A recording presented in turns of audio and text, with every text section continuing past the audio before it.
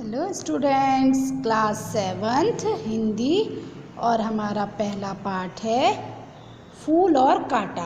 फूल और कांटा एक कविता है जिसे अयोध्या सिंह उपाध्याय हरिऔध जी ने लिखा है।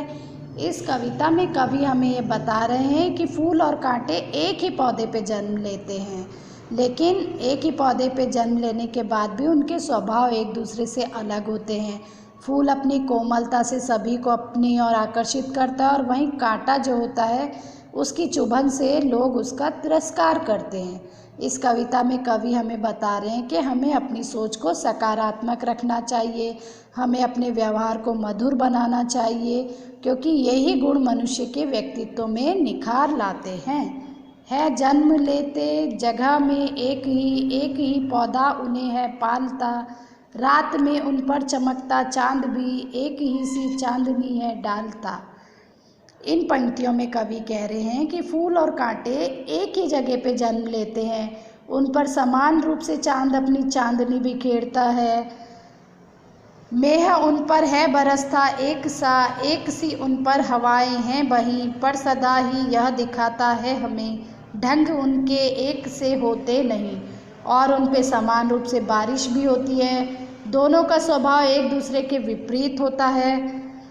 उन पे समान हवाएं चलती हैं, समान बारिश होती है, लेकिन इसके बाद भी उनके स्वभाव अलग अलग होते हैं। यानी इन पंक्तियों में कवि कह रहा है कि जैसे फूल और कांटे एक ही पौधे से जन्म लेते हैं, एक जैसी हवा पानी उनको मिलता है, इसी प्रकार एक ही घर में जन्म लेने तथा समान सुविधाएं प्राप्त करने पर भी माता पिता की संतान एक जैसे स्वभाव की नहीं होती हैं। छेद कर कांटा किसी की उंगलियां, फाड़ देता है किसी का वर वसन, प्यार डूबी तितलियों का पर कतर, भौर का है भेद देता श्याम तन। यहाँ पे बताया गया कि कांटा जो अपने क्यों तिरस्कार का पात्र बनता है, क्योंकि कांटा जो होता है किसी की भी उंगलियों को छेद देता है, तितलियों के पंख को कतर देता है, किसी के कपड़े फाड़ देता है, भौरे के तन को छेद देता है। वहीं फूल लेकर तितलियों को गोद में भौर को अपना अनूठा रस पिला, निज सुगंधों ओ निराले ढंग से है सदा देता कली जी का खिला।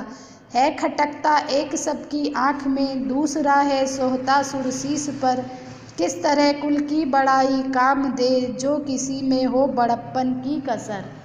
यानी इन पंक्तियों में कवि कह रहे हैं कि एक ही पौधे पे जन्म लेने पर फूल और कांटे की प्रतिक्रिया अलग अलग होती है।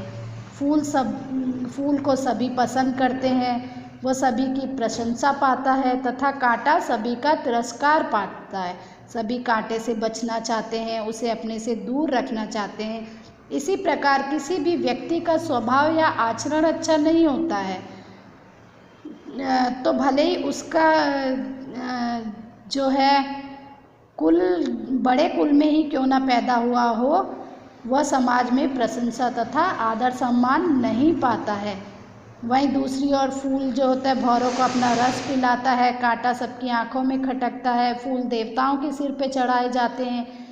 किसी भी कुल में जन्म लेने से इंसान बड़ा नहीं बन जाता, अपितु उसके कर्म जो होते हैं उसको बड़ा बनाते हैं। अतः हमें हमेशा दूसरों के साथ अच्छा व्यवहार करना चाहिए।